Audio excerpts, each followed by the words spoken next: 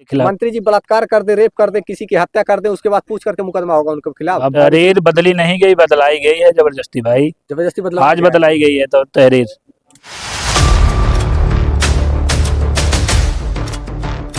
जनाजे की भीड़ बताती है कि इंसान कैसा था, क्या कहना चाहते हैं सर? धर्मात्मा भाई का व्यक्तिगत बिहेव तो बहुत अच्छा था भाई।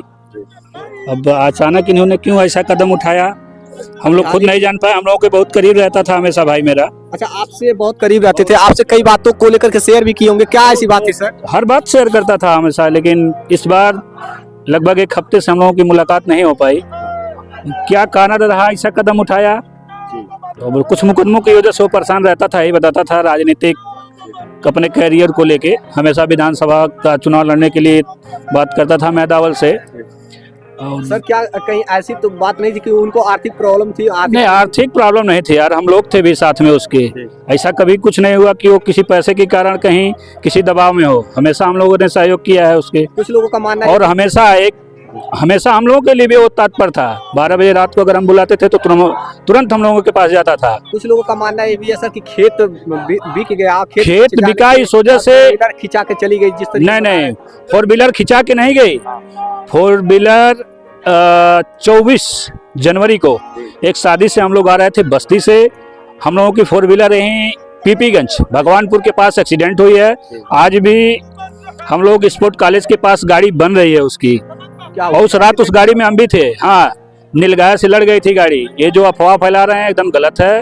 खेत बेच के या गाड़ी के प्रेशर में ऐसा कहीं कुछ भी नहीं था उसका। उनका खेत बिका था कि नहीं सर? जल्दी इस लगभग 2-3 साल पहले खेत बेचा था वो। अभी हाल ही फिलहाल में? नहीं, हाल फिलहाल में अभी खेत नहीं बेचा है वो। 4-5 साल पहले बेचा था। आप तो इनके करीबी रहे, बहुत करीबी रहे हैं और आपसे सारी बातें शेयर कर रहे हैं। हमेशा हर कुछ बताता था। लेकिन इस बार ऐसा क्या हुआ कि बताया नहीं। और हम लोग भी बहुत जान लीजिए कि एक बीच का शेर भाई था। हमेशा हर चीज के लिए तैयार रहता था लड़ने के लिए।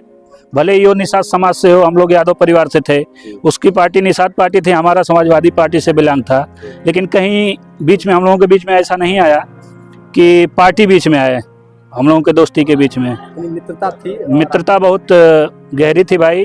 अब उन्होंने ऐसा कदम क्यों उठाया, ये हम लोगों को अगर पोस्ट जब किया तो सूचना मिली। हम लोग उसके घर ही आ रहे थे, लेकिन रास्ते में सूचना मिली, इन्होंने फांसी लगा लिया।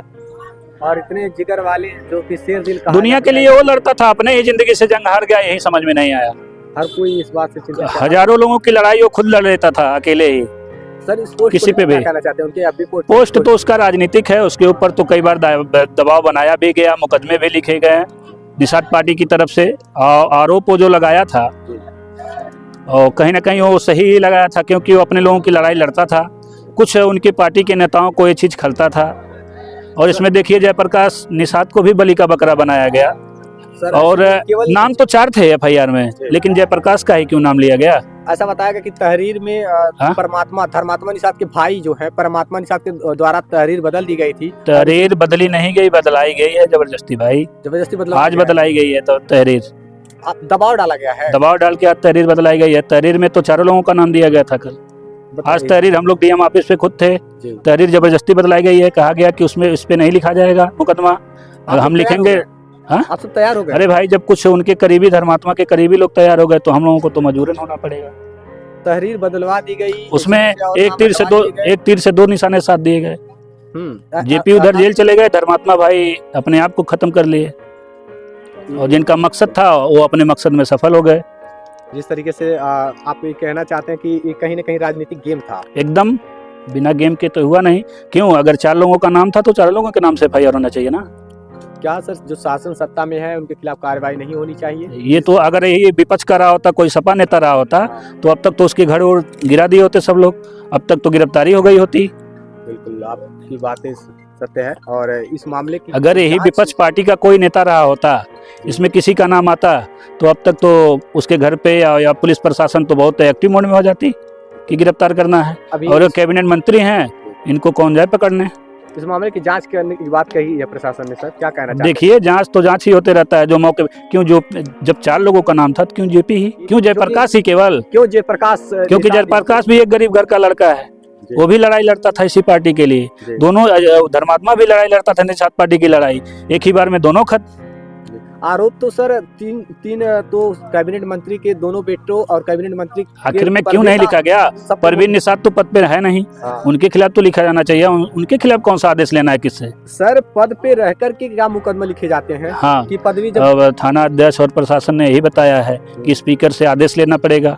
मंत्री जी के खिलाफ है मुकदमा, वो विधायक के खिलाफ। मंत्री जी बलात्कार कर दे, रेप कर दे, किसी की हत्या कर दे, उसके बाद पूछ करके मुकदमा होगा उनके खिलाफ। अब यही हुआ ना, इसमें बताना क्या है? पूरा तो दुनिया देखी है, कल से तो पूरा पूर्वांचल क्या पूरा उत्तर प्रदेश हाईलाइटेड है 4 नाम, लेकिन जेपी को बलि का बकरा बनाया गया केवल। ये देखिए संविधान, क्योंकि ये दोनों गरीब परिवार से बिलोंग करते थे। एक के ऊपर दबाव डाल के खत्म कर दिया गया और जेपी को फंसा के खत्म कर दिया गया। आज ये जलती हुई चिता और यहाँ लोगों की भीड़ देख सकते हैं और यहाँ उनके समर्थक हैं जिस तरीके से अपनी बातें रख रहे हैं। रामकृपाल यादव वार्ड गोरखपुर जिले से वार्ड नंबर 16 से भावी जिला पंचायत सदस्य प्रत्याशी अपनी बातें रख रहे थे और जो कि बहुत ही करीबी रह चुके हैं धर्मात्मा निषाद के। आखिरकार क्यों जयप्रकाश निषाद पर ही मुकदमा लिखा गया, इस सवाल को हर कोई पूछ रहा है, हर कोई इसका जवाब चाहता है प्रशासन से। आज वो भी लड़ने वाला होता तो उसके ऊपर भी नहीं लिखा जाता ना, वो भी किसी मंत्री विधायक का लड़का रहा होता तो क्यों नहीं लिखा जाता उसके भी ऊपर? आपका सवाल सर सही है, ये सवाल सही है आपका कि ऐसी बात है जो एमपी एमएलए है पदवी पे है तो आज सरकार की हनक है, नहीं लिखा गया। अगर यही सपा के लोग रहे होते तो सबके ऊपर मुकदमा लिखा जाता, कोई नहीं बख्शा जाता। आज वो पद पे हैं तो उनका सब सुन रहा है। तो प्रशासन इस मामले की जांच करे और शासन जांच अब क्या होगा, यही जांच खत्म हो गई, लाश जल के आज लाश जल की जांच खत्म। हाँ खत्म, अब यहीं तक कहानी सीमित कर दी हाँ, है। प्रशासन क्यों यही कहानी खत्म कार्य करती है? यही कहानी खत्म हो गई। यानी कि सर आप कहना चाहते हैं प्रशासन गुमराह करने का कार्य करती है? हो गया, कह दिए ना, धर्मात्मा की चिता जल गई और यहीं पे सारा विवेचना हो गया, सब कुछ हो गया। बस इसी चीज के लिए लोग वहाँ परेशान थे। ये चीजें हैं और आज 2 गरीब परिवार, एक धर्मात्मा जो इस दुनिया में नहीं रहा, एक जेपी, इन दोनों के घर पे क्या बीत रही होगी। तो अब क्योंकि गुनाहगार सिर्फ एक नहीं, गुनाहगार तो एसी में मौज काट रहे हैं। गुनाहगार जो है, गुनाहगार एसी में मौज काट रहे हैं ना। पार्टी के नेता जो असली गुनाहगार हैं, जो एक दूसरे को चढ़ा के ये सब करवाए हैं, वो अपना आज एसी से बड़ी बड़ी गाड़ियों में घूम रहे होंगे। और जो गरीब घर के बच्चे हैं, इनके उनके बहकावे में आकर आज देखिए, एक की चिता जल रही है, एक जेल का हवा खाएगा।